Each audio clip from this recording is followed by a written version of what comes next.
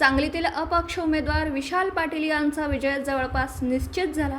14व्या फेरी अखेर विशाल पाटील हे आघाडीवर आहेत। संजय पाटील यांनी सहकार्य न करणारे चौकट काढू, करेक्ट कार्यक्रम करू असं सांगितलं होतं, परंतु त्यांचाच करेक्ट कार्यक्रम झाला। शेवटी अहंकार उतरवण्याचं काम ही जनताच करत असते।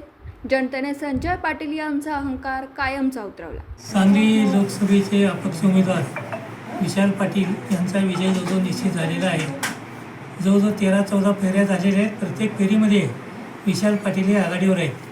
त्यामुळे ज्यांनी वर्गणा केली, आम्ही एकेकाचं बघून येऊ, त्यांचं उष्ट काढू, त्यांचा कार्यक्रम करू असं ज्यांनी बोलले, त्यांचाच कार्यक्रम झाल्याचं मतदानावर दिसून येते। राजकारणामध्ये अहंकार हा उपयोगाचा नसतो। शेवटी अहंकार उतरण्याचं काम ही जनता करत असते।